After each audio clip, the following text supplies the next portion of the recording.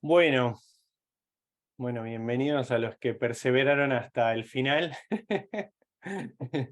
Este, bueno, hoy va a ser el último encuentro. Vieron que yo había tirado porque en algún momento habíamos hablado con Pato, pero bueno, yo sin saber, ¿no? Muchas de las opciones justamente de si se podía estirar o no algún encuentro más.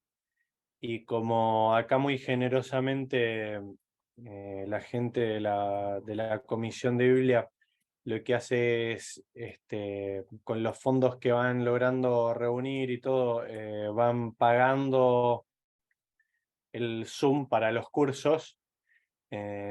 Obviamente que es el curso de un mes y se paga un mes, ¿no? Y pagar un mes más solo para extendernos un curso sería un montón. Este, Así que Pato me ofreció si quería grabar la última parte, si quería, para que no quedara fuera, digamos, esta segunda gran parte del documento que estamos viendo. Y yo muy generosamente le dije que no.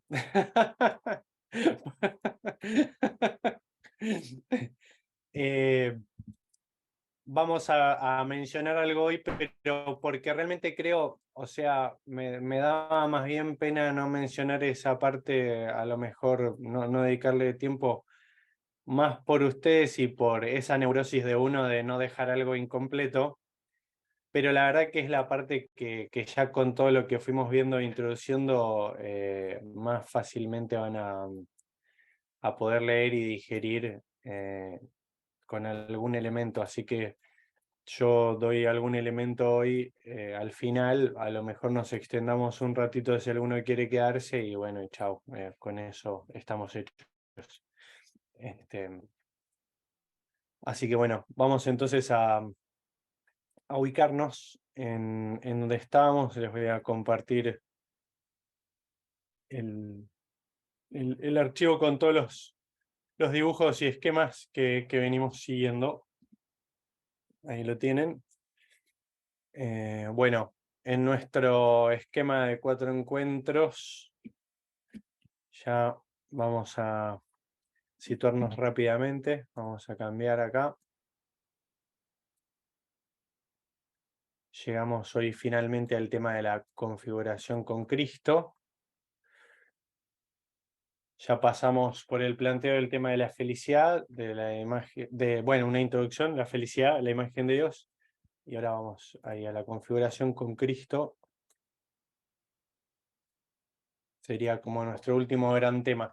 Si agarramos el documento tal como estaba dividido en sus dos grandes partes, nosotros estamos viendo, centrándonos en la primera gran parte del documento Biblia y Moral, que está en internet, lo pueden encontrar. Aquí estamos, se los muestro acá.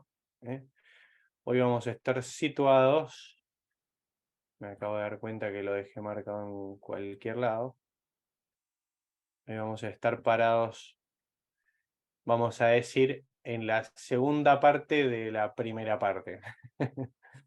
Em, Ahí estamos. Si recuerdan, dentro de los esquemas que estamos viendo, em, estamos parados por aquí. Biblia y moral, parte 1, moral revelada, es todo lo que va a intentar dar los criterios generales antropológicos y de teología bíblica, ¿sí?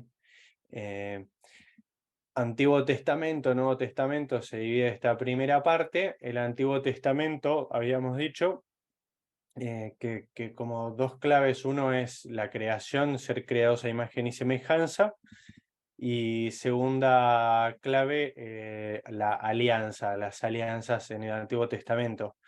Este documento menciona la alianza que es discutida, pero se entiende así, la alianza originaria con Adán y Eva, que es la única alianza que vamos a decir aparecen como todos los elementos, pero no aparece la palabra alianza. Después la alianza, cómo Dios va renovando sus alianzas, la alianza con Noé, con Abraham, con Moisés, que vendría a ser la alianza fundacional, digamos, ¿cómo podemos decir? La que es el paradigma, digamos, de la alianza. Después la alianza con el rey David, la alianza anunciada por los profetas, la alianza nueva. El documento se centra especialmente en la alianza nueva anunciada por Jeremías. Bueno, y finalmente la nueva alianza sellada en Cristo, y que con eso entramos en el Nuevo Testamento, ¿sí? Es a donde vamos a saltar hoy, ¿ven? Acá estamos con los esquemas que vamos a estar mirando hoy. Algo para repasar de la vez anterior sobre la alianza, que nos habíamos quedado más o menos por acá, ¿no? Como la alianza como categoría moral. Habíamos dicho, en algún sentido, esto lo dice la teología desde hace muchos siglos, que de alguna forma el decálogo, y esto también va a aparecer de algún modo en la segunda parte de este documento de Biblia y Moral, de alguna forma el decálogo entra también en convergencia, en concordancia con lo que el ser humano puede conocer mirando su propio corazón, las inclinaciones de su propio corazón, acerca del bien y el mal, acerca de lo que tiene que hacer y lo que tiene que evitar. Y por lo tanto decíamos que en el conocimiento de otras religiones, de otras filosofías, de pronto, sobre todo el cristianismo ha dialogado con otras filosofías, no tanto con otras religiones así nomás.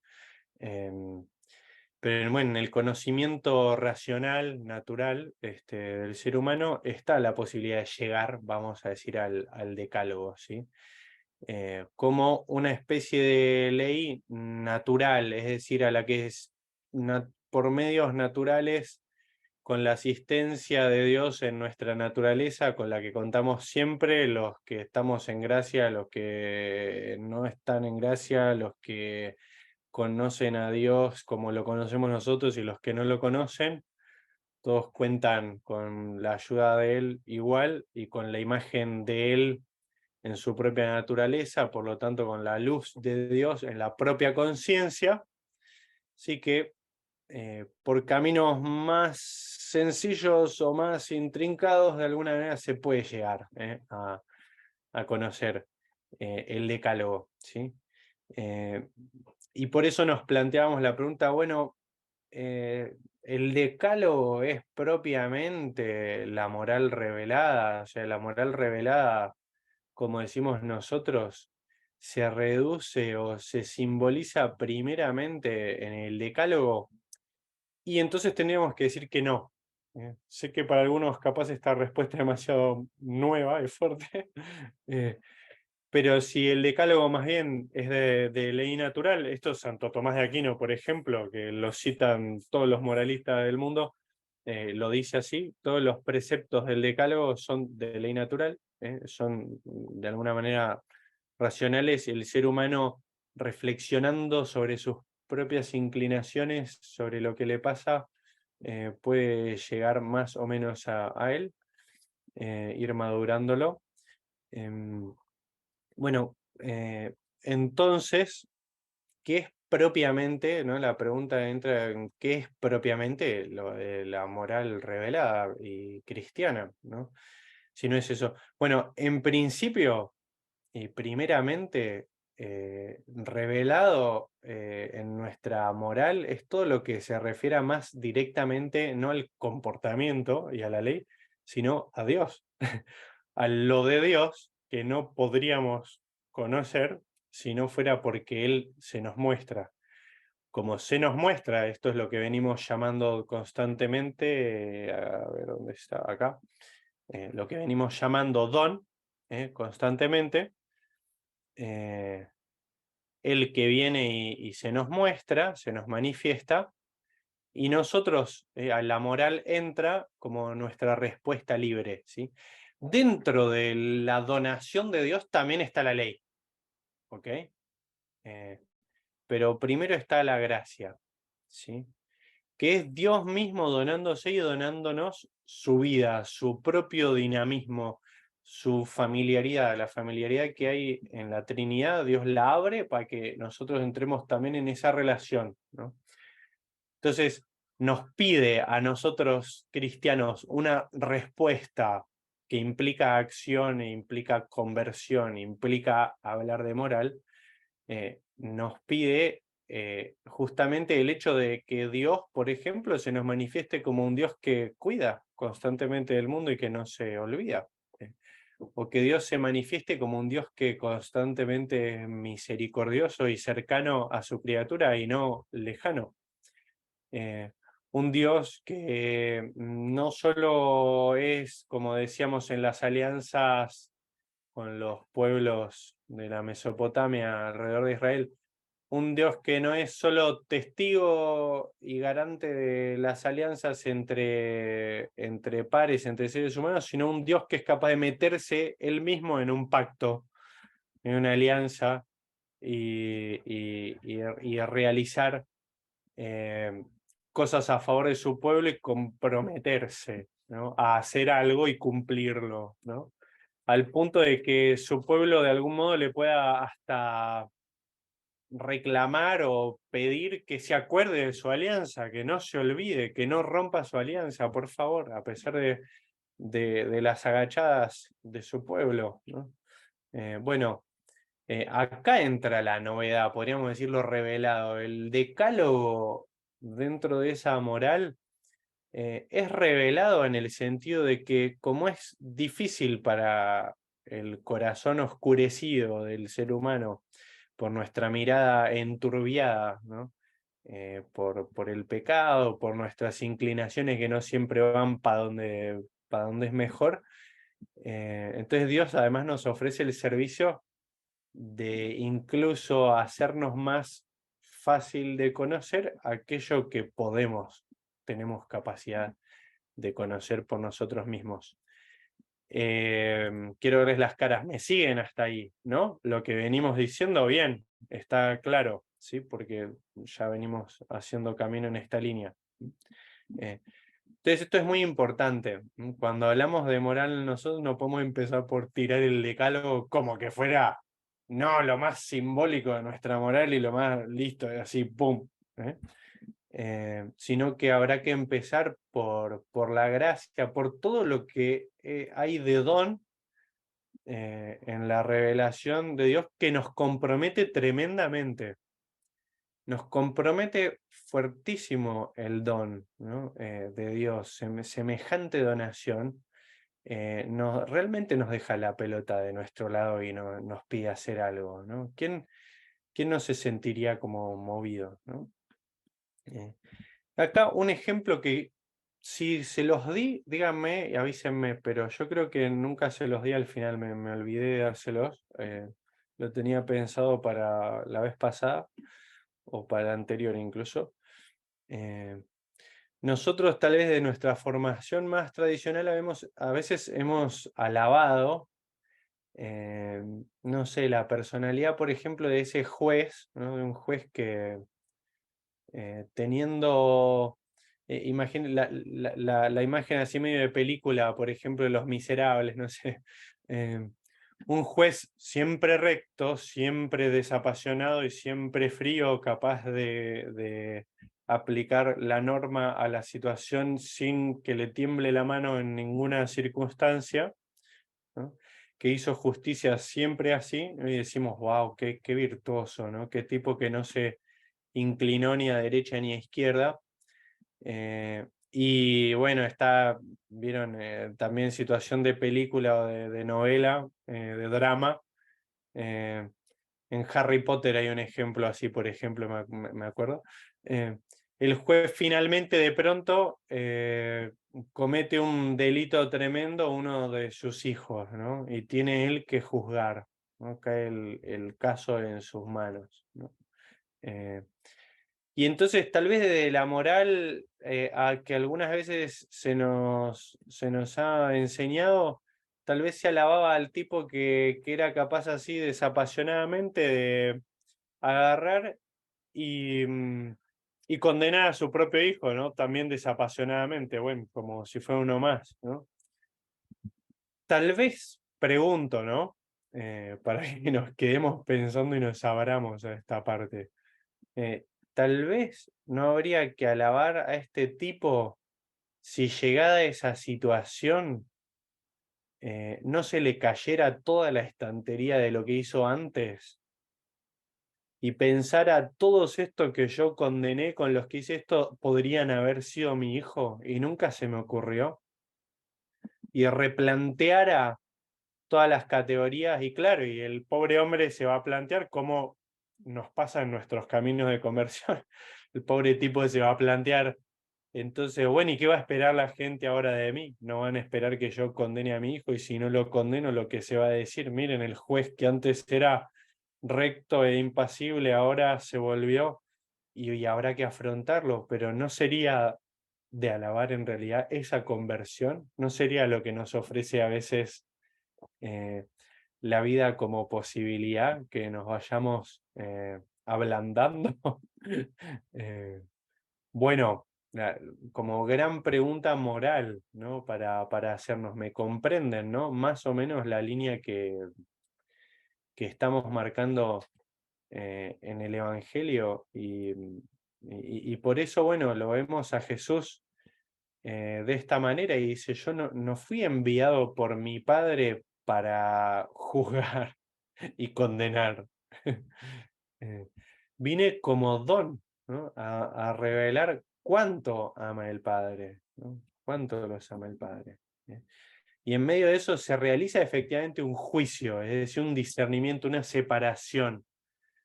Pero fíjense qué diferente la separación, de vuelta. Si el juez se endurece más y decide, bueno, me moví siempre en esta línea, endurezco y también me muevo en esta línea, o a decir el juicio que se da si se da la conversión, ¿no? Es un cambio de juicio, verdaderamente. Una conversión del juicio, de la capacidad de mirar. Esto si lo quieren en un ejemplo evangélico relacionado a la misericordia, en el Evangelio, creo que es el de Lucas, bueno, después lo podemos googlear, no lo vamos a buscar ahora, pero cuando Jesús comiendo en la casa de un fariseo importante, aparece una mujer, ¿no? Y le empieza a lavar los pies, y el fariseo mira a Jesús, lo juzga, y dice, si este hombre fuera un profeta, piensa para sí mismo, y Jesús lo está escuchando en su pensamiento, si este hombre fuera un profeta, sabría quién es esta mujer que lo está tocando, ¿no? Una pecadora. Y Jesús, que es un profeta, ¿eh? Y que valoraba enormemente lo que estaba haciendo la mujer y que sabía quién era, sabe también quién es este hombre y lo que está pensando. Y le dice, escúchame una cosa, un hombre tenía dos servidores, a uno le perdonó una deuda enorme, a otro una deuda más chiquita, ¿a quién lo va a querer más? ¿No? ¿Se acuerdan? Eh, y le dice, bueno, el que le perdonó la deuda más grande. Bueno, le dice, ¿ves a esta mujer? Ahí está la conversión del juicio. ¿Ves a esta mujer? Eh, Ella demuestra mucho amor, porque se le perdonó mucho. Una conversión total de la manera de juzgar, es una verdadera conversión moral. ¿eh? Eh, Qué lindo si le pidiéramos a Dios, qué bueno que a través de todas las cosas que no encajan en nuestra moral a lo largo de la vida, las nuestras y las de los demás, Dios nos fuera ablandando propiamente, ¿no? Transformando el juicio, ¿sí? De acuerdo al espíritu. No tiene nada que ver, creo que ustedes ya por el camino que venimos haciendo me entienden que no tiene nada que ver con, no sé, con hablar de laxismo y todo eso, ni vamos a entrar. Este, bien,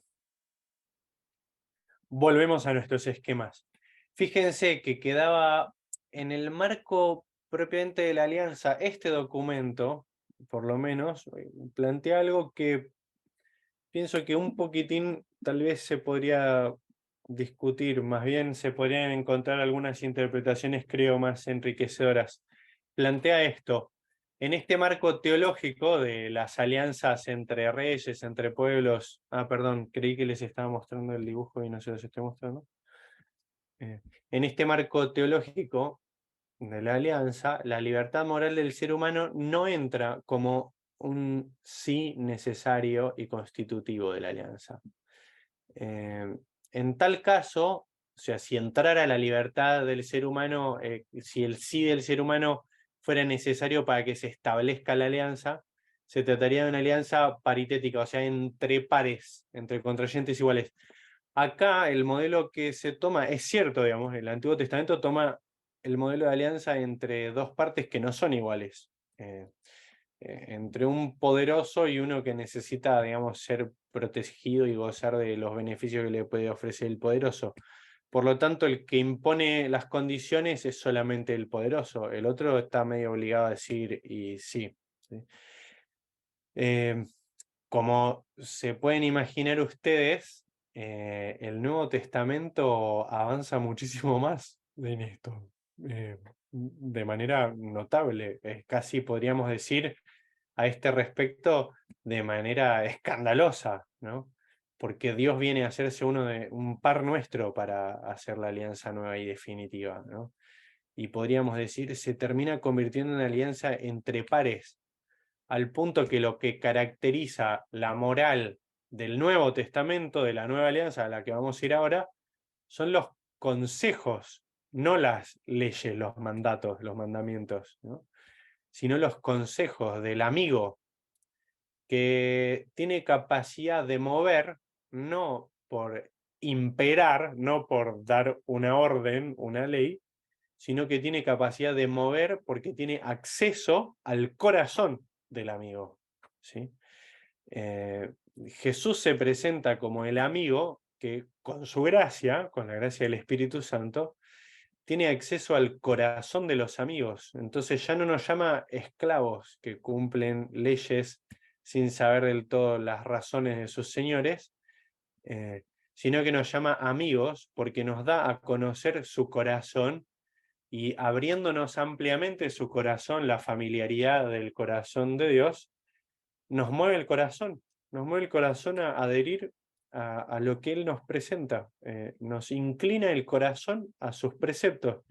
Lo que añoraba los profetas antiguos y le pedían al Señor, inclina nuestro corazón a tus preceptos, convertinos a vos y entonces nos convertiremos, viene a realizarlo Jesús en la nueva alianza como amigo, viene a persuadir y tiene toda la capacidad de persuasión, porque este amigo es Dios y viene con su gracia y puede entrar hasta lo más profundo de nuestra entraña, de nuestro corazón.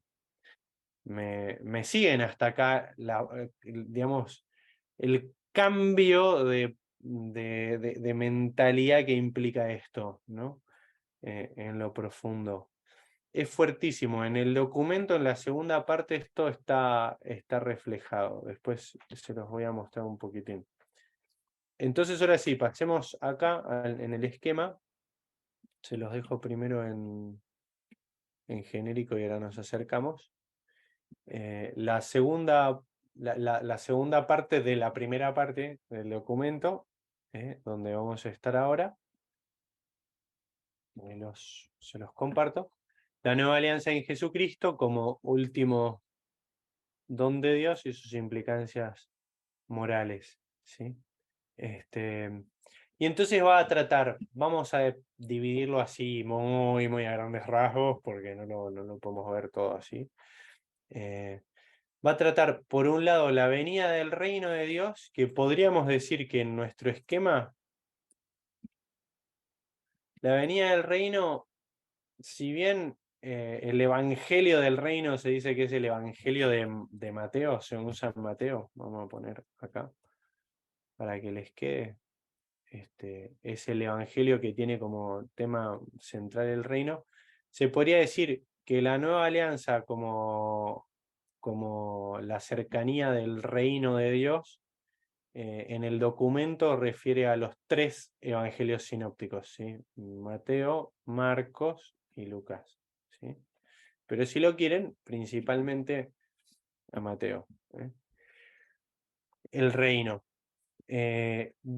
Y junto con el reino, vamos a decir el cumplimiento, entonces, de lo que se decía de la alianza antigua, el cumplimiento, la plenitud de la alianza en la nueva alianza, ¿sí? En la línea de lo que anunciaban los profetas. En nuestro documento, particularmente, se va a citar a Jeremías. Acá estamos con Jeremías, ¿sí? El cumplimiento de la nueva alianza en la línea de cómo la anunciaba Jeremías. Ahora la vamos a ver, ¿sí? Sus implicancias morales. Jesús justamente, tanto en el Evangelio de Mateo como en el de Lucas, en la última cena, cuando ofrece de su sangre, dice: esta es la sangre de la alianza, dice en Mateo. En Lucas dice: esta copa es la nueva alianza. Cuando refiere a nueva alianza, es la alianza anunciada por los profetas, ¿sí? Esta alianza nueva, nos dice el documento, incluye, porque así lo incluía en el anuncio profético, un renovado perdón de los pecados, una purificación nueva, a cero, una renovación total del corazón del ser humano, y un nuevo conocimiento de Dios. Todos me conocerán, ¿sí? Les daré un corazón puro. Y bien, entonces el documento después va a evaluar las implicancias morales de esto. Y otra gran parte de esta parte del Nuevo Testamento va a hablar del don del Hijo, y en el don del Hijo particularmente va a estar el Evangelio según San Juan, pero después también el don del Hijo va a hablar en ese concepto, en esa idea, va a meter también las cartas de San Pablo, las cartas de los apóstoles. Acá cita sobre todo Santiago y Pedro, la carta a los Hebreos y el Apocalipsis, ¿sí? Siempre en el tema del don, el don del Hijo, el Hijo que viene y nos revela algo nuevo. ¿Ven? De vuelta, ¿cuál es la clave de la moral cristiana?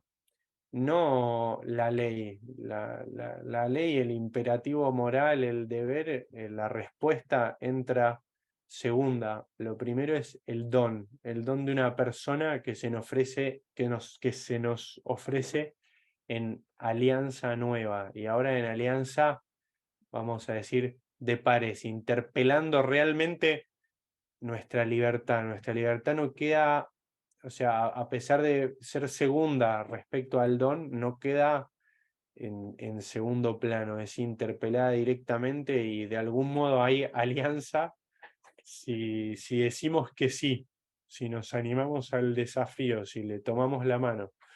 Es fuertísimo como interpela la libertad el Nuevo Testamento en este sentido. Bueno, espero que me estén siguiendo más o menos hasta acá. Y finalmente el documento va a tratar la Eucaristía, y no lo agregué porque no lo voy a decir, y el perdón de los pecados, ¿no? Fíjense, la Eucaristía en el fondo remite al don del Hijo, ¿eh?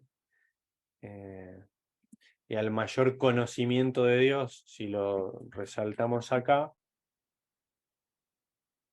¿sí? Al don del Hijo y al mayor conocimiento de Dios, y el perdón de los pecados, la confesión, los sacramentos que refieren al perdón de los pecados,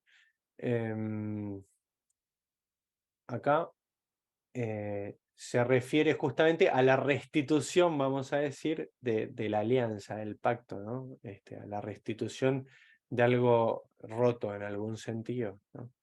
Así que fíjense que la línea en la que nos movemos es siempre más o menos la misma, ¿no? Bien, vamos al documento, unos segundos, ¿sí? Entonces el documento va a decir que el reino de Dios es el tema principal de la predicación de Jesús, como dijimos en los sinópticos, y que el reino de Dios, en definitiva, la venida del reino de Dios en Cristo, esa es la nueva alianza, ¿sí? Que se va a sellar con su sangre, con su propia entrega, con su propio don, ¿sí? Dice que aunque el término nueva alianza es raro en los sinópticos, se encuentra conectado con el reino de Dios justamente en en las palabras de la Eucaristía, particularmente en Mateo, ¿sí? Y después la nueva alianza aparece en Lucas. Acá que dice Mateo 25, 28, 29 está mal la cita. Esta cita es Mateo 26, 28, 29. ¿Sí? En el esquema, que hoy se los voy a compartir antes de irnos, yo lo intenté poner bien, a ver. Ahí está, ¿ven? Mateo 26, 28. ¿Sí? Yo estuve como un loco tratando de encontrar la cita hasta que me di cuenta que estaba mal puesta. Bien.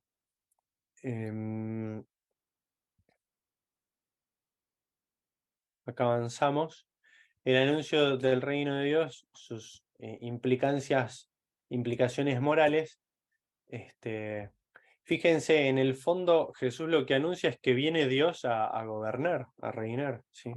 Y que se precisa un cambio de mentalidad, un nuevo pensar y ver determinado por el reino, ¿sí? El reino invierte muchas categorías en los evangelios.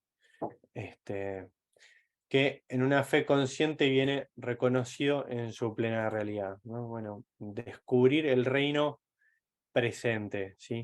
Y si quieren, se expresa para nosotros el compromiso en sean perfectos, acá lo dice, como es perfecto el Padre del cielo, su Padre del cielo. ¿Sí? El amor a los enemigos se podría poner como un gran como una gran culminación o cima, ¿no? de esta moral. Bueno, acá el documento, como, vamos a decir, como los dos puntos centrales de implicancia moral de la venida del reino, con todas sus categorías, y el reino como establecimiento de la alianza nueva y definitiva, pone entonces que Jesús empieza a ser guía, ¿no? Y que Jesús manifiesta su autoridad para mostrar el justo camino para el actuar humano de modo específico en la llamada a los discípulos. Los 4 evangelios refieren a la llamada del comienzo al comienzo del ministerio de Jesús. ¿Sí? Síganme, ¿no?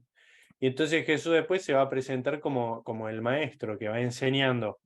Tal vez una escena culminante es en el Evangelio de Juan, el documento lo va a retomar, cuando Jesús les dice a los discípulos, ¿se acuerdan después de este gesto tremendo del lavatorio de los pies?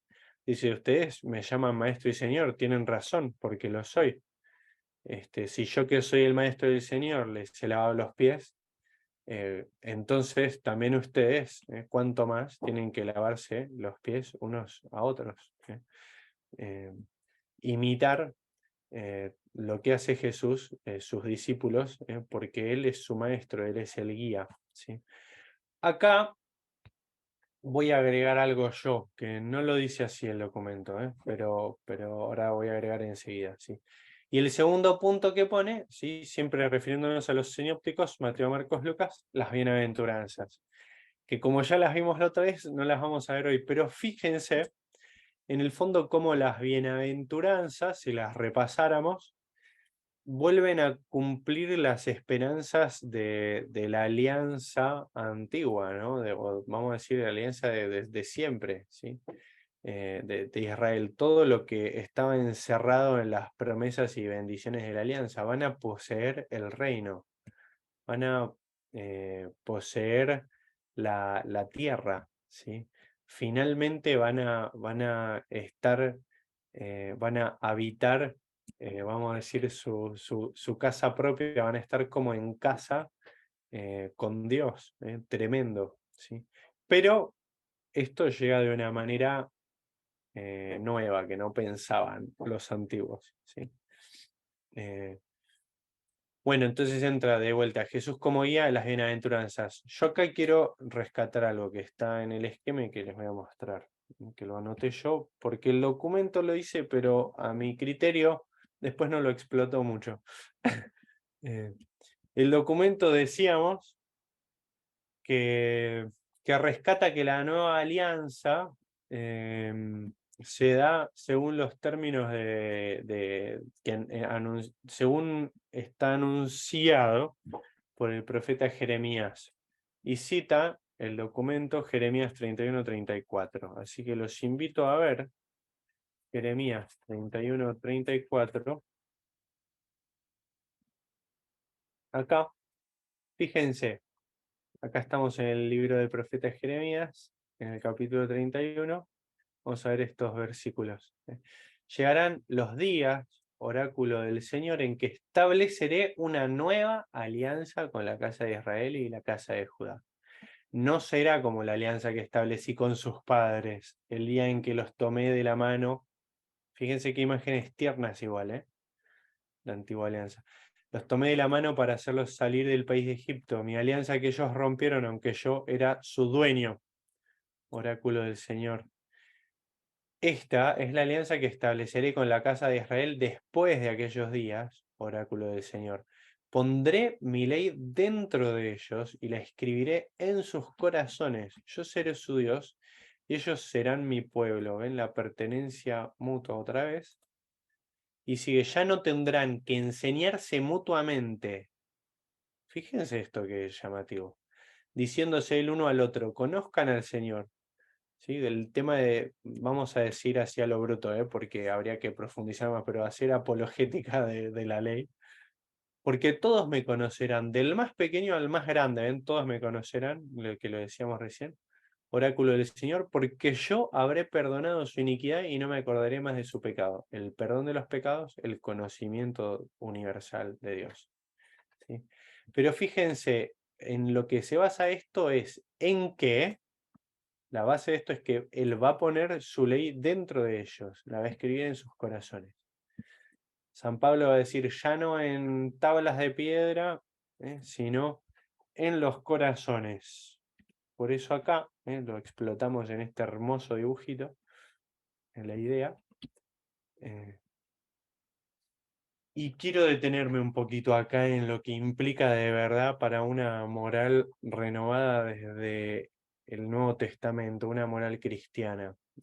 Y lo voy a hacer con esta pregunta. Y si alguno tiene ganas de hacer algún aporte en el chat, antes de que vayamos a un corte, me gustaría escucharlos, opinar, leerlos, opinar.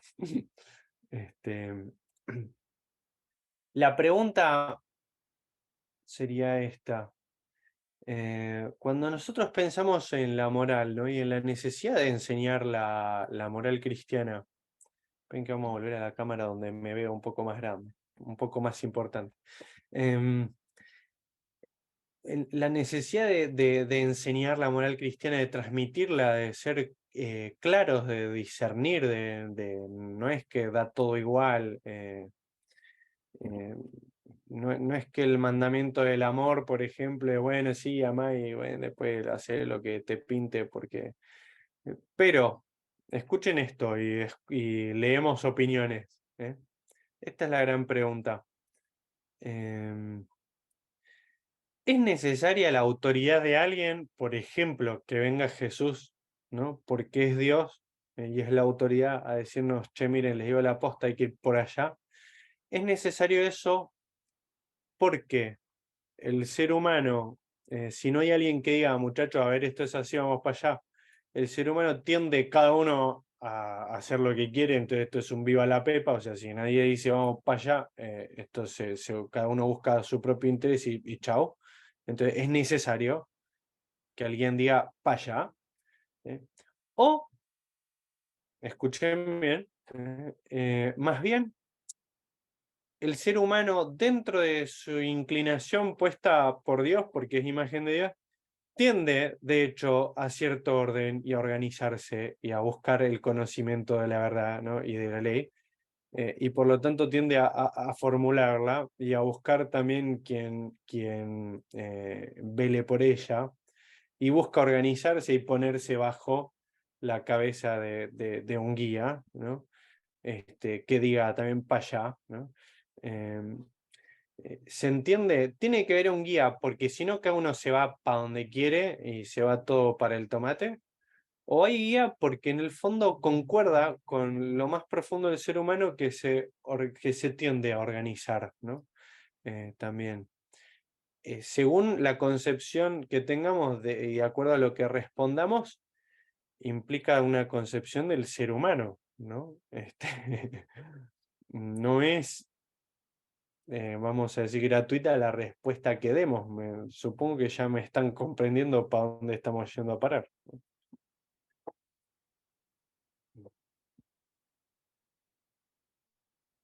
Voy leyendo, si les parece. A lo largo de la historia, la humanidad siempre erró en ir hacia Dios, entonces es necesario la guía del Señor.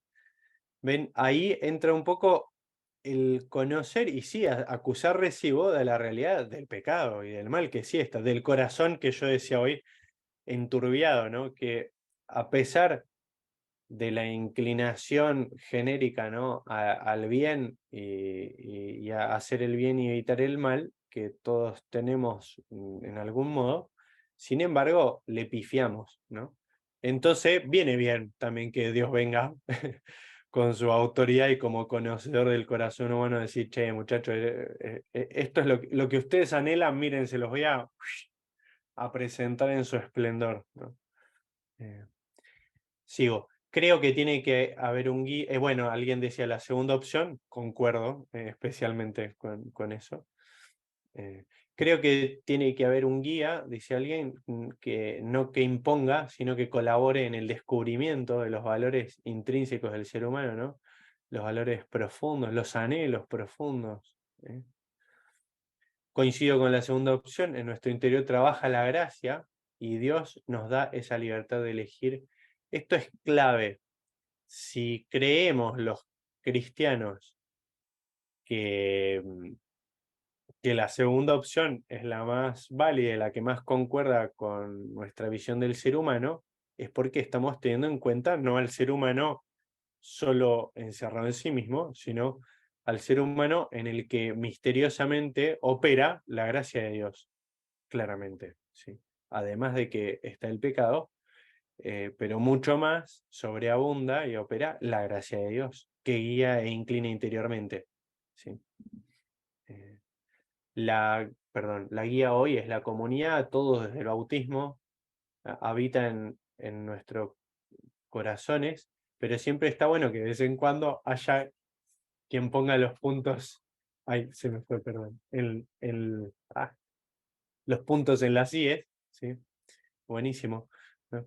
Por eso también, mira, bueno, leer la palabra, o sea, leer la palabra y sin anestesiarla, ¿no? Leer la palabra, de pronto leer el sermón de la montaña y dejar que te sopapee por todas partes. Y después ver qué interpreta, pero primero dejarlo pa. Y sí, está buenísimo, porque Jesús ahí ya nos dejó de todos, ¿no? Leer de pronto las cartas de San Pablo, dejar que nos dé un poco, ¿no? Eh, en la palabra de Dios actúa la gracia también que va tocando nuestro corazón. Yo ahí les voy a dar una manera de interpretarlo. Ojo, es una manera. Ahora se las digo. El hombre tiende al bien y siempre en búsqueda encuentra a Dios, y al conocerlo se encuentra como lo más íntimo de con lo más íntimo de su corazón. Esto es lo que quiero para mí. Hermoso, ¿no? Bueno, esto es importante. El hombre, ¿sí? Nuestra tendencia es, tendemos a decir que tiende más bien al mal y a hacer todo mal, o al bien, ¿sí?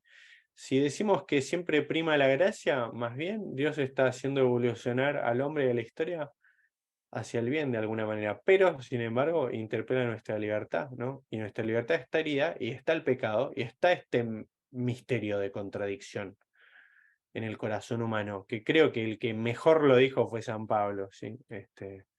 Hago, hago el mal que no quiero y dejo de hacer el bien que quiero y que tengo claro, ¿sí? misteriosa contradicción, ¿no? ¿Quién me puede liberar de esto? Bueno, Cristo Jesús. Bien.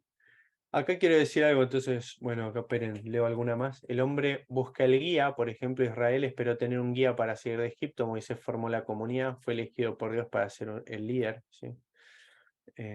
Esto es hermoso, el ser humano desde que nace hijo y con toda su capacidad para imitar y aprender imitando y copiando. El otro día estaba celebrando misa con mi familia, tengo muchos sobrinos chiquitos.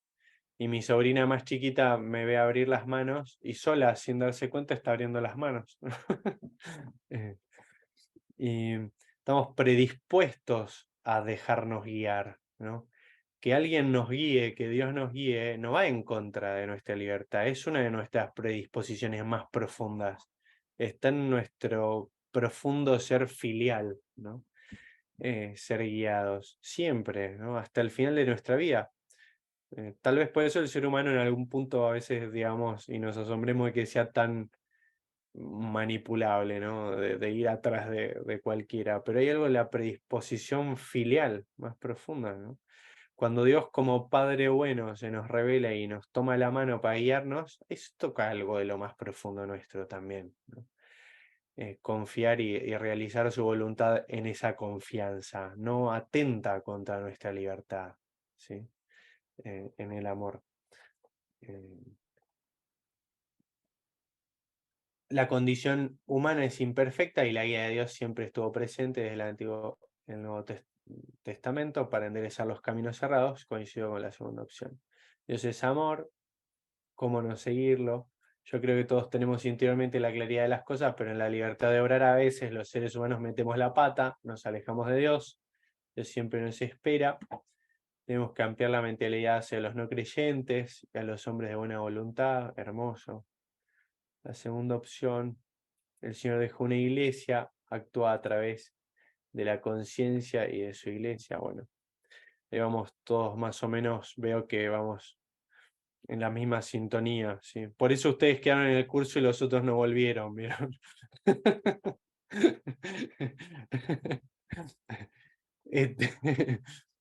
Este, bien, vamos a hacer el corte ahora de 5 minutos y son y 53 y 58.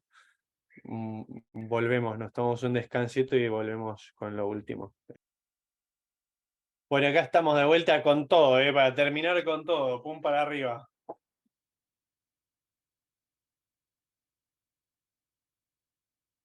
Por lo menos creo que todos se van a quedar con ganas de leer más cosas, ¿no? Y de profundizar, lo cual es muy bueno, porque estos cursos no alcanzan para mucho más, pero no es poco, ¿no? Eh, bien. Nos quedábamos entonces en esto de en definitiva, el centro puesto en la gracia de Dios y en la inclinación del corazón humano, ¿sí? ¿Por qué hice esta pregunta y tomé esto? Hay algo central acá para la moral como la estamos pensando en nuestro tiempo, ¿eh? Y, y algo central, a ver, de la moral cristiana, ¿no? Lo más propio de la moral cristiana que capaz que en algunos siglos quedó opacado. Y bueno, y nosotros tenemos la oportunidad de volver a verlo, de que vuelva a brillar en la iglesia porque Dios lo dispuso así. Y entonces tenemos que aprovecharlo. Y acá, entonces les comparto de vuelta el esquema. Les decía el centro en Jeremías. En Jeremías, el centro pone, por ejemplo, Santo Tomás cuando habla de la ley nueva, ¿sí? Cuando habla de ley nueva, y es verdad, o sea, en sentido evangélico, cuando los evangelios hablan de la nueva ley, en el fondo están refiriendo a esta alianza nueva de la que habla Jeremías, anunciada por Jeremías. Y la clave acá, entonces, más que en Jesús, en primer lugar, como dice el documento, esto es lo que yo quería completar ahí, ¿no? Por favor que no se entienda que yo esté basureando el documento, ni mucho menos. Eh, Acá Jesús como guía, porque manifiesta su autoridad para mostrar el justo camino. em, Yo diría que en el Nuevo Testamento, y todavía más propio todavía que esto, que es verdad, es totalmente cierto, más propio es esto que dice San Juan de Jesús como el buen pastor, que es reconocido de alguna manera por sus ovejas, porque en algún sentido, en lo profundo de su corazón, en las ovejas, en su oído, hay algo que les hace dar cuenta que ya conocen esta voz, que esta es la voz del pastor, y cuando el pastor habla, reconocen algo ya, algo añorado, ¿no? Entonces Jesús es la voz del amado, ¿sí? O del amante, que, que llama y que nuestro corazón es atraído hacia él, es inclinado hacia él, ¿sí? Esto es la gracia, que es lo primero en la nueva ley. Esto es súper importante. Entonces Jesús como guía, sobre todo entra como compañero de camino y como consejero, si lo quieren. Yo agregaría como guía y consejero, como guía y compañero de camino, como el que persuade e inclina el corazón con sus consejos. Eso es lo tremendo, ¿sí?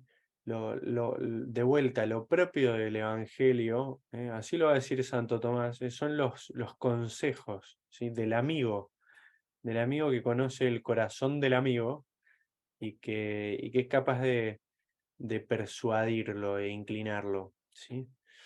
Eh, y está claro esto, piénsenlo para hoy, yo los invito a pensar 3 segundos, ¿no? En situaciones de diálogo de hoy que se nos den. En el fondo, em, cualquiera, si no puede reconocer lo que se le está invitando a hacer, ¿no?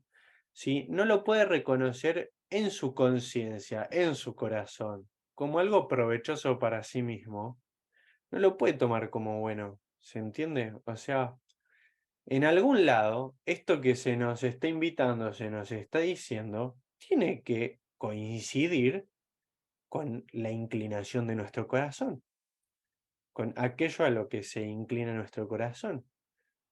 Si no, cómo nos va a decir nuestro propio ser y nuestra propia voluntad? Sí, sí, esto es lo que quiero, ¿no? Entonces, a ver si me logran seguir. La voz del pastor, en el fondo, cuando nos habla, nos revela aquello a lo que se inclinaba nuestro corazón de alguna forma, y a lo mejor aquello que anhelaba nuestro corazón, lo pone de manifiesto, aquello que anhelábamos y con lo que no lográbamos dar, ¿no? Este, y por eso de pronto en algún sentido, ¿no? Seguramente es la experiencia de algunos de ustedes también, por no decir de todos en algún momento, de cada uno de nosotros.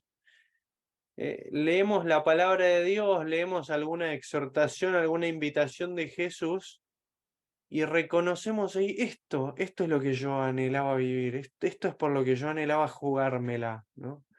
Y ahora me la puedo jugar, ¿no? A veces era cuestión de escuchar la invitación, ¿no? Pero que viene con la gracia, que inclina el corazón, ¿eh? Este, si la gracia, si el Evangelio nos propusiera algo a lo que no se inclina a nuestro corazón de ningún modo, entonces sería violencia, sería una imposición, ¿no les parece? De todo esto trata la teología moral, en serio, ¿eh? Cuando hablamos de la ley y de la gracia, es tremendo. Y acá vuelvo a algo que mencionamos, una de los encuentros anteriores, y que quedó un poco picando, un poco explicado, cuando decíamos que la moral cristiana es un llamado, que es un llamado universal, pero a la vez es un llamado. O sea, toca la libertad, implica responder que sí, vamos a decir, implica pensar en algún cierto sentido que, que, y que no obliga a todos de la misma manera, así como en bloque, ¡pum! ¿Sí? Implica un trato, una familiaridad, una inclinación del corazón. ¿Sí? ¿A qué voy con esto? Si ustedes y yo, que somos gente de iglesia, que contamos con los sacramentos de la iglesia, que contamos con toda una cultura y un mundo católico que va inclinando nuestro corazón, lo fue formando, ¿no? Gustamos de los sacramentos, gustamos, disfrutamos de las celebraciones, de esto, de aquello, gustamos del amor al prójimo, ¿no? Gustamos de alguna forma de la caridad, con el necesitado, del amor al enemigo, gustamos del espíritu tan novedoso de las bienaventuranzas. Nosotros que tenemos toda la ayuda de esta cultura que va inclinando nuestro corazón, es cierto que cuando le decimos a otro, y a ustedes les habrá pasado 1000 veces, seguro, a mí me pasa un montón, y vivo en un ambiente demasiado eclesial, digamos así, ustedes tienen más contacto con el mundo.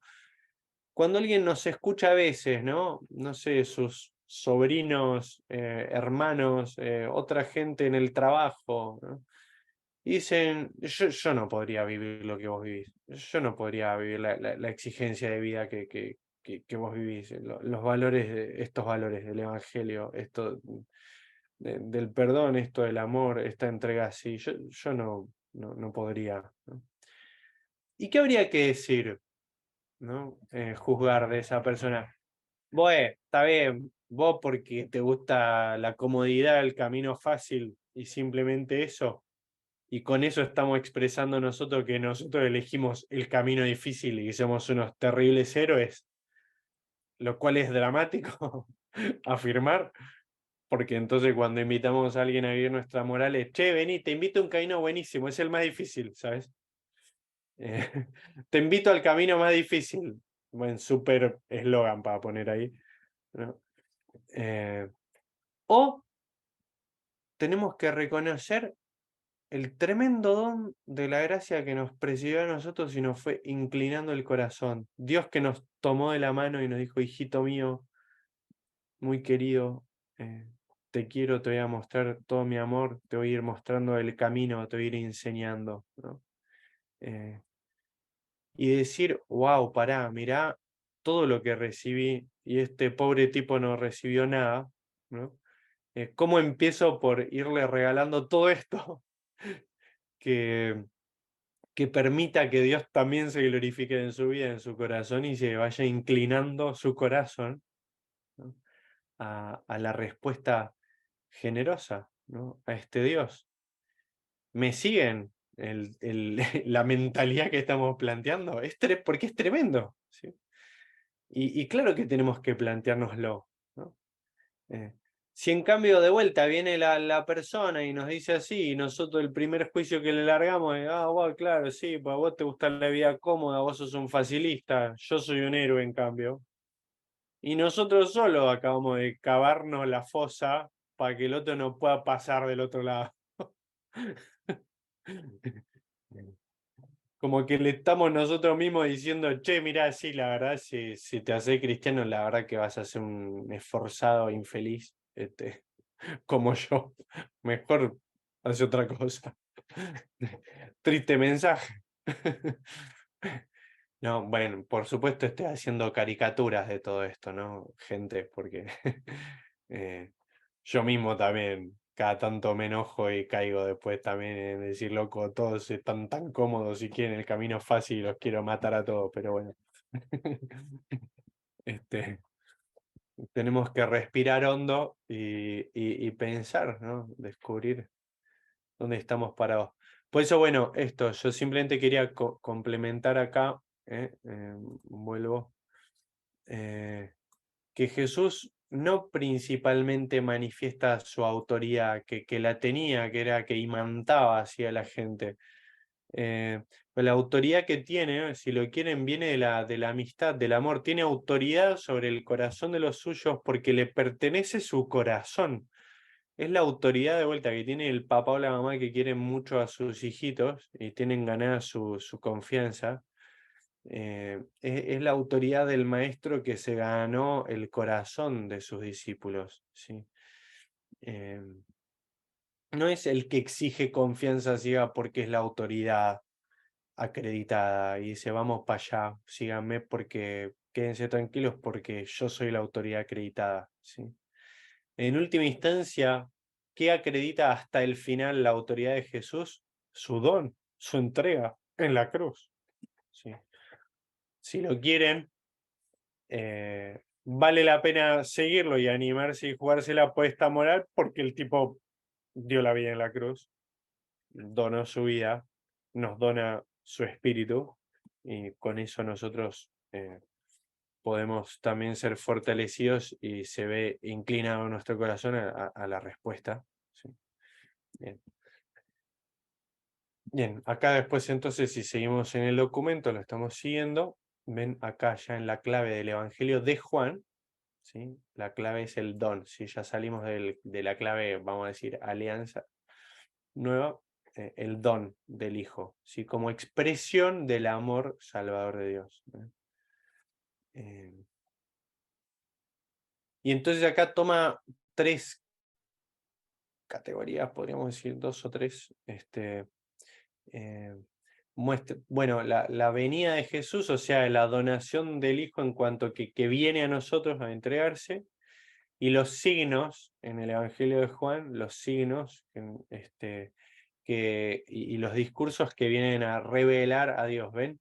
El centro en el Evangelio de Juan entonces en el Evangelio de Juan entonces estaría puesto como moral revelada en el don, ¿sí? Que hace posible nuestro don, nuestra entrega. Vamos a decir, el centro estaría puesto en una recíproca donación, ¿sí? Ser puestos en una dinámica de donación recíproca, donde nos precedió la donación del Hijo. Bien, implicancias morales acá, entonces ya el Evangelio de Juan, pasamos a los sinópticos de Juan, ¿sí? Y saca tres. Seguir el ejemplo del Hijo. Ven acá de vuelta, acá el Hijo se presenta como modelo. Esto está muy hermoso, vale la pena que lo lean en el Catecismo de la Iglesia Católica. Cuando se habla de Jesús como modelo, en el credo, en el comentario del credo, se pone toda la vida de Jesús como modelo de vida para nosotros.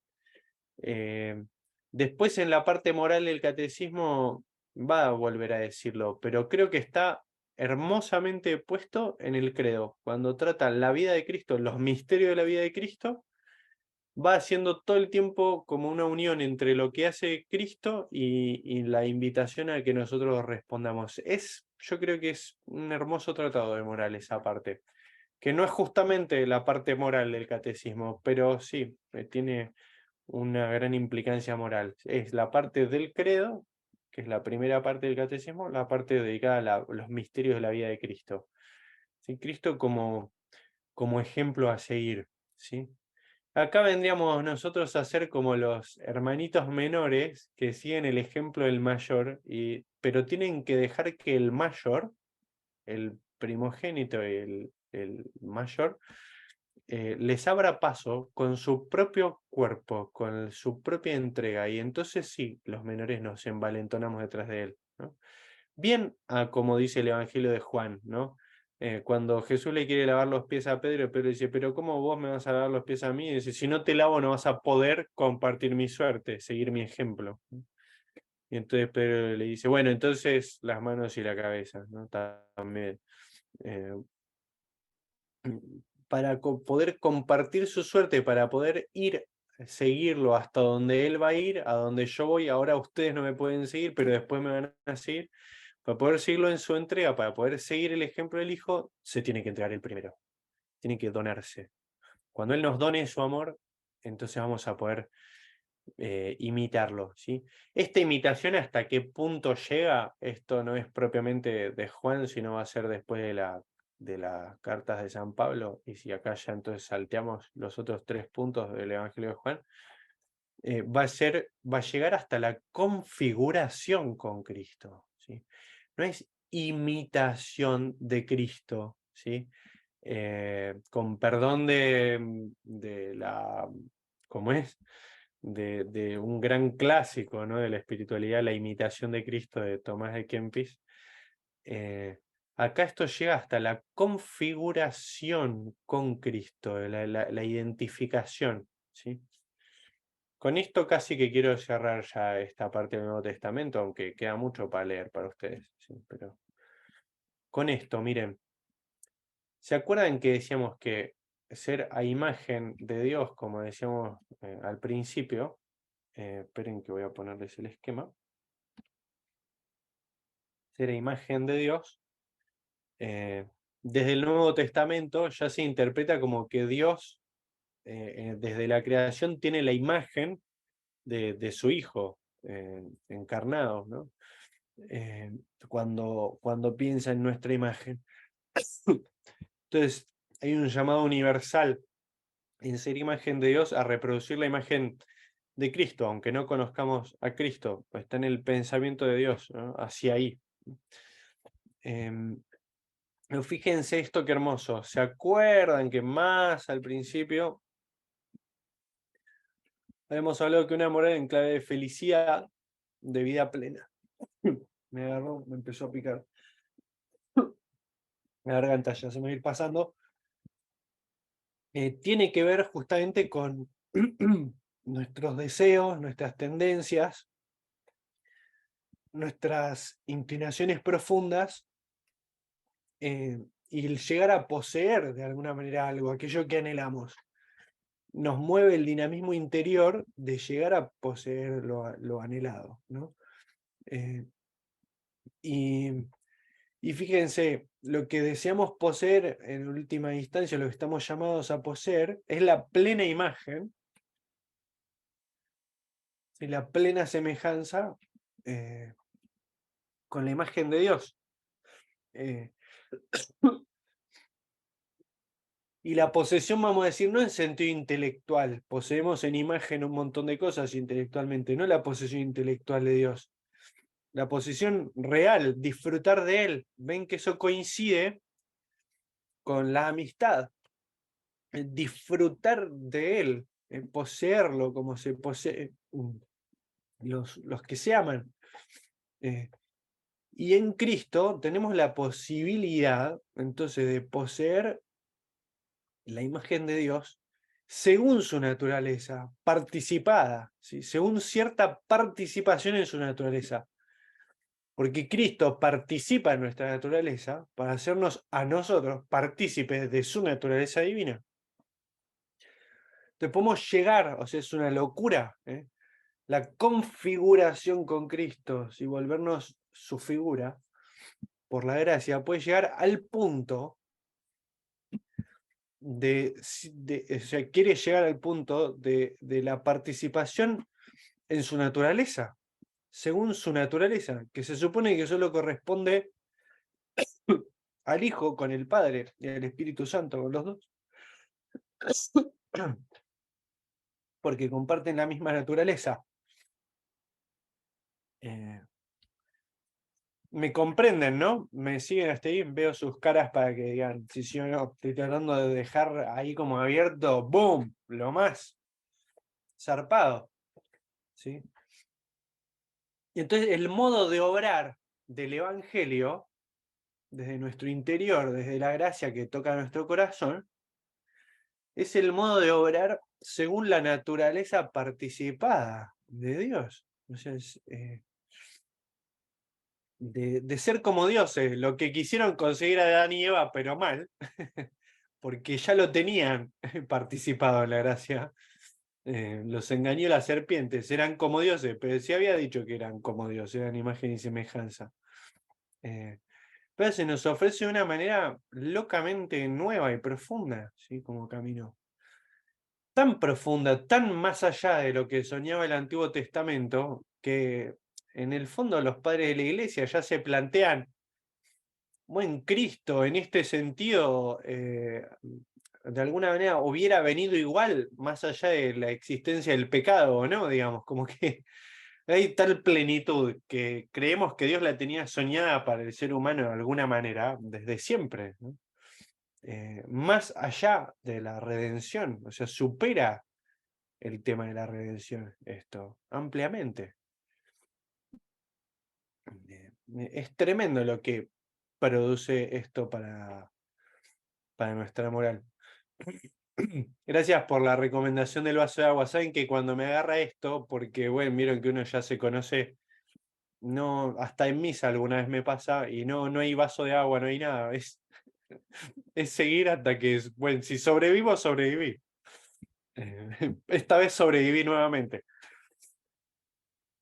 Bien, ya estamos pasados. Les robo solo 10 minutos más. Una vez que pusimos esto, quiero ir a la segunda parte del documento para mencionar en estos 10 minutos y con esto terminamos definitivamente. Vamos a compartir entonces otra vez el documento. Bueno, nos vamos, ya fíjense que acá estamos saltando un montón, pero más o menos estas son las categorías. Entonces, ¿qué pasaría? Necesitamos la palabra, necesitamos la Biblia como lugar de reflexión de la moral. Claramente que la necesitamos, pero claro, ¿cómo que no? O sea, no es que contamos, ¿cómo se dice? Inocentemente, digamos así, puerilmente, como, bueno, la gracia inclina nuestros corazones, entonces solitos mágicamente hacemos lo que Dios quiere y listo. No, es todo orgánicamente, ¿no? La palabra la necesitamos como lugar de discernimiento, como criterio, porque en el fondo nos explicita y nos dice justamente aquello a lo que nos está inclinando y empujando la gracia, ¿sí?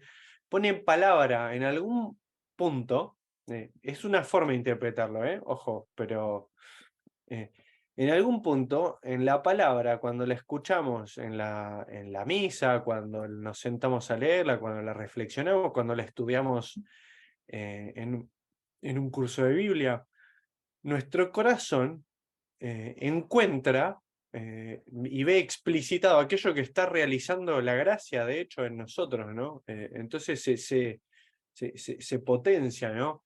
Y se planifica la acción de Dios y la colaboración humana, pues nosotros estamos llamados no a orar solo, digamos, por inclinación, sino a orar libremente, conscientemente, ¿sí? Poniendo todo de nosotros. Entonces, claro, necesitamos la palabra, necesitamos estudiarla, necesitamos, vamos a decir, en la palabra estudiar esa serie de inclinaciones, todo ese aparato de inclinaciones que establece en nosotros la gracia.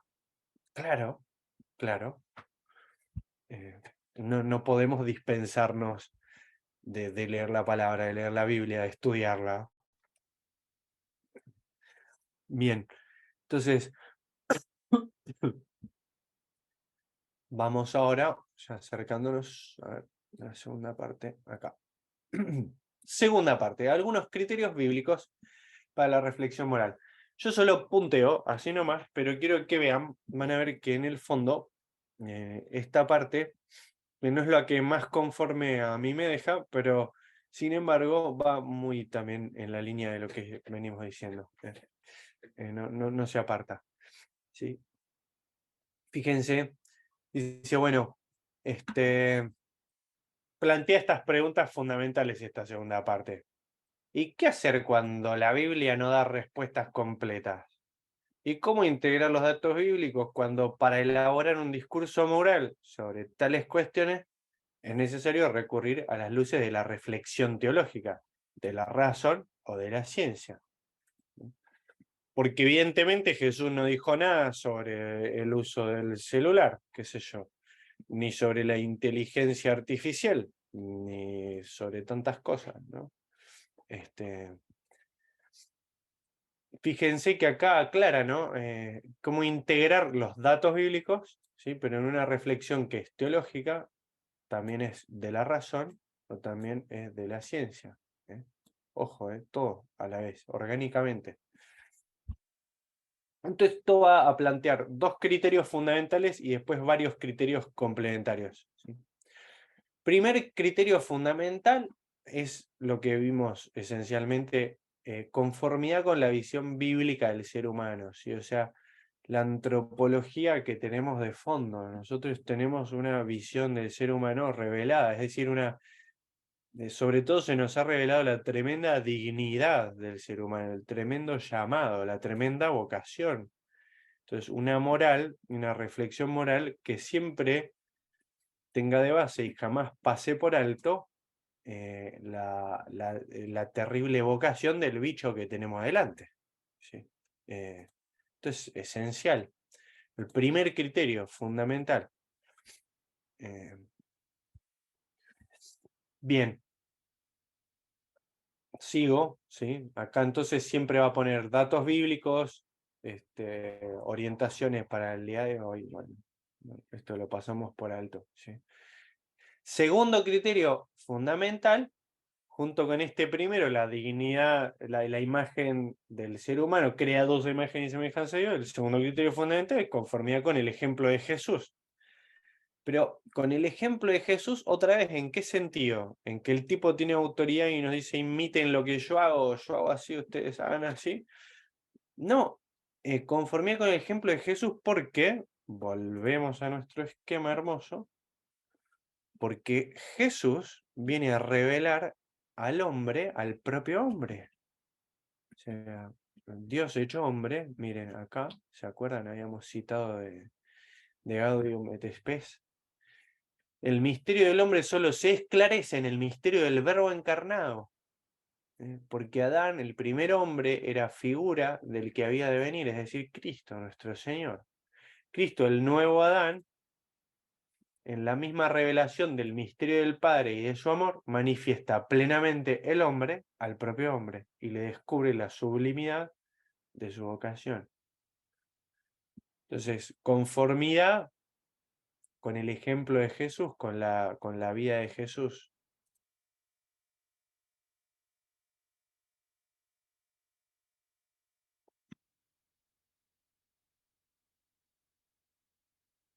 Esperen que perdí la pantalla acá. Ahí está.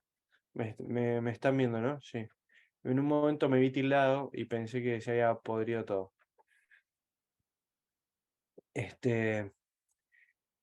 Se entiende entonces conformidad con el ejemplo de Jesús. ¿Sí? Bueno, y acá pone las bienaventuranzas, la continuación del discurso. Bien. Y aparecen ahora criterios específicos, ¿sí? Para aplicar estos dos criterios fundamentales, ¿sí? Porque con estos dos criterios fundamentales no alcanza, hay que tener un criterio, hay algunos criterios específicos también, porque a veces hay que juzgar la misma Biblia o la misma escritura a sus alcances, ¿sí? Quiero poner ejemplo bien clásico que no nos vamos a poner a discutir acá porque armamos otro curso, ¿no? San Pablo dice, los afeminados y los no entran en el reino de los cielos. Entonces alguien lo cita para decir no, porque entonces los homosexuales, bla, bla, bla. ¿No? Pero si es por eso, este fue San Pablo. Si es por eso Jesús dijo, el que su ojo lo ponga en peligro de pecar, que se saque el ojo. Y el que la mano lo ponga en peligro de pecar, se corte la mano. Y no tenemos ningún empacho en no hacerlo, ¿no? Y en interpretar como diluir, digamos así, esa palabra. Y de decir, si alguien se corta la mano, a lo mejor es un toque fundamentalista, atenta contra sí mismo, ¿no? La idea es la regulación virtuosa, no cortarse la mano. Y no tenemos problema, pero después citamos a San Pablo para mandar al infierno a otros hijos de Dios. ¿No? ¿Ven? Entonces hay un criterio que necesitamos, algunos criterios complementarios para a veces decir, bueno, ¿cuál es el alcance de esto? Hay que situar esto, ¿no? En tiempo, lugar y forma. Bien, Primer criterio específico a cada 4, ¿sí? Los paso así rápido y ya estamos. Como mucho vamos a tardar 5 minutos más. La convergencia, dice esto, la Biblia manifiesta en muchos puntos la convergencia entre su moral y las leyes y orientaciones morales de los pueblos circunstantes, ¿sí? Circundantes, yo creo que quería decir en realidad esta traducción. Los pueblos de alrededor, ¿no? Es decir, primer criterio también para el discernimiento moral, para leer la Biblia y para un diálogo, sí, es que también ya hay mucho de lo que dice la Biblia que también está en el registro moral de los pueblos, ¿no? En lo moral universal. Como yo les decía, podemos agarrar los derechos humanos y agarrar las convergencias. Jamás yo pondría los derechos humanos a la altura de la Biblia, pero ni a palos, por muchos motivos que podría fundamentar. Uno es porque no tienen claro justamente de dónde cuerno viene la dignidad humana. La afirman, pero no la podrían fundamentar exactamente. Pero desde ahí, ¿sí? Nosotros tenemos accesos a la Biblia y a la palabra también, ¿no? y a sopesar algunos términos, algunos alcances. Nuevamente, vamos a decir, la inclinación del corazón humano también interpela la escritura y es interpelada por la escritura. Es una ida y vuelta, hace diálogo, ¿sí? O sea, otra vez, yo leo que Jesús dice, córtese la mano, pero la inclinación del corazón humano a no cortarse una mano interpela mi lectura de la escritura, ¿no?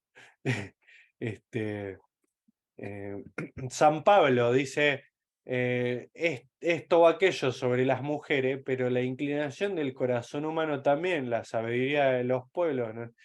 De pronto interpela la escritura y dialoga y dice, bueno, a ver, hay que situar esto, ¿no? Me parece que nos falta, a ver, vamos a poner el contexto, vamos a estudiar más, profundicemos, discutamos, veamos. Está perfecto. Entonces, la convergencia, ¿no? Convergencias. Segundo, bueno, acá pone un montón de ejemplos, ¿sí? Y termina dando orientaciones. Segundo criterio, la contraposición, ¿sí? Al revés, también, igual que las convergencias, bueno, no solo se da que la Biblia, bueno, sí, la Biblia dice lo mismo que dicen las inclinaciones del corazón humano, no, también la Biblia a veces se contrapone objetivamente y a propósito a ciertas inclinaciones del corazón humano que considera desordenadas totalmente o que no van de acuerdo al plan de Dios, ¿no? O las supera, por lo menos, ¿sí? Y bueno, sí, también hay que animarse a contraponerse y a confrontarse, ¿sí? Entonces, un segundo criterio es que hay cosas que nos confrontan, ¿sí?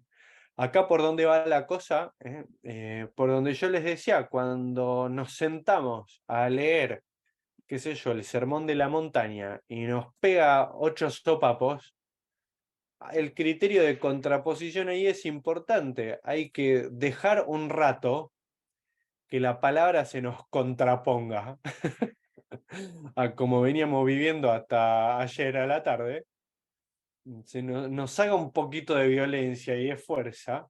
Primero, dejarla que se nos contraponga un poco. Y ahora entre en diálogo, ¿sí? De vuelta, sin problema, ¿sí? ¿Entienden a dónde vamos? Bueno, acá si leen el documento les va a quedar muchas cosas más claras, ¿no? De lo que yo estoy diciendo. Pero vamos por ahí. Acá fíjense, contraposición contra la lucha contra la idolatría, contra la imposición de otros cultos, de cultos paganos, bueno, etcétera. Muchas cosas. Bien, seguimos contra tendencias totalitarias, contra ilusiones humanas de autosuficiencia. Bueno, sí, la visión bíblica se contrapone sistemáticamente, ¿eh? No podemos no tenerlo en cuenta. ¿Eh? Tendremos que confrontarnos contra cualquier visión totalitaria, incluso una visión totalitaria desde la iglesia, claro. siempre ahí la Biblia nos va a terminar haciendo violencia, diciendo para, pensar. Bien, tercer criterio, muy importante, la progresión. La progresión. En la Biblia muchas veces vamos a encontrar caminos progresivos, ¿sí? Nos vamos a dar cuenta incluso hasta, no sé, en lo más importante, lo religioso, el monoteísmo, que Israel fue progresando, ¿sí? Bueno, que el camino es progresivo y que todavía la humanidad sigue progresando y nosotros seguimos progresando en ir profundizando y conociendo la moral que se nos propone en la Biblia. Así que pues hay que seguir avanzando con ánimo y sin miedo. ¿Sí? El camino es progresivo, hay que irse animando a más y a superar. ¿Sí?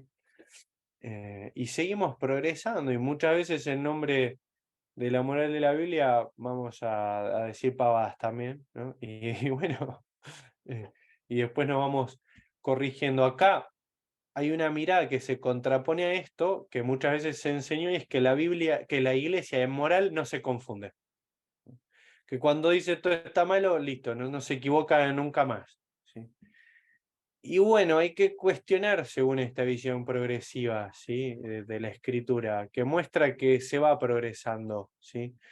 Y que se va progresando en los dos sentidos. A veces lo que parecía permisible no es tan permisible, y a veces lo que parecía que no, que esto no, puede ser, ¿sí? No es tan así, se puede flexibilizar, se puede mirar de manera nueva, ¿sí? Jesús cuestionó un montón de cosas impermisibles, digamos, y la moral progresa de las dos maneras.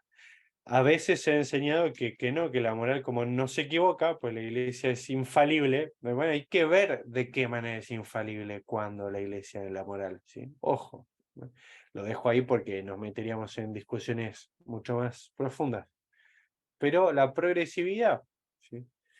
Y, bien, el último, a ver si lo encontramos. La dimensión comunitaria de la moral, ¿sí? La dimensión esencialmente comunitaria, ¿sí?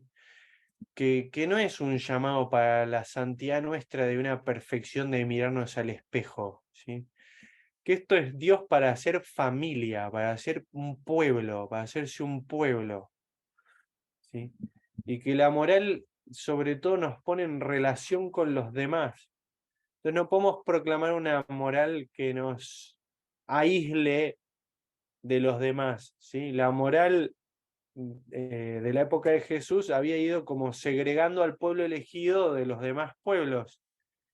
Y Jesús propone una moral al revés, que es tan renovadora y purificadora que es capaz de integrarnos a todos los demás pueblos y es tremendo, ¿no?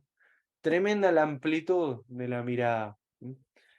Eh, es una moral que piensa en dimensión comunitaria y por lo tanto nos tiene que abrir el diálogo y tenemos que recibir las estocadas que nos da el mundo actual. El Papa en esto puede ser que algunas veces nos resulte que no da definiciones claras, porque la iglesia bastante masculinizada nuestra, estamos más acostumbrados a la moral masculina, de la definición clara y distinta, del papá que se enoja con los hijos porque, bueno, dale, porque hizo esto y esto y tal. Y nos falta un poco también la mirada femenina de la mamá que dice, bueno, pero ten en cuenta, ¿no? Mirá un poco, no sé qué. No es que la mujer es injusta y el varón es más justo. Que necesitamos los dos aspectos. El Papa en eso está poniendo el acento en escuchar, ¿no? En recibir la estocada, en quedarse a veces sin respuesta o sin respuesta satisfactoria. Está bien, ¿sí? Porque es comunitaria la moral, nos llama al encuentro, a dialogar, a hacer familia. Lo vamos a tener que hacer. ¿Sí? Si no, nada, el mundo sin preguntar no va a vivir la moral que se le pinte y listo, o sea, al fin y al cabo. Si queremos entrar en las inclinaciones del corazón de los demás, hacerlos participar de lo nuestro, y va a tener que aparecer siempre este sentido comunitario como criterio complementario. Bueno, y mucho más, ¿sí? Ya con esto excedimos ampliamente los objetivos que yo mismo tenía. Así que no queda más que agradecerles un montón por su presencia, por la participación también en el chat, que va también ayudándome a seguirlos, que valida mucho, también me siento a veces validado con lo que voy diciendo en el eco de ustedes. Y por su presencia, porque de verdad, que sí, que hayan permanecido y sí, hayan seguido viendo el curso, a uno lo incentiva y lo ceba a seguir inventando y a mejorar un poquitito más la producción de día en día. Y bueno, y sobre todo a Pato, que fue ¿cómo es? Me incentivó a animarme a esta primera experiencia así y confió en mí y en lo que estudio. Bueno, muchas gracias a vos también, Martín. Gracias a todos por su presencia. Cualquier cosa les va a estar llegando o les fue llegando. También mandé por ahí los videitos, están en el canal de YouTube. Nos faltaría subir este que en esta semana lo subiré.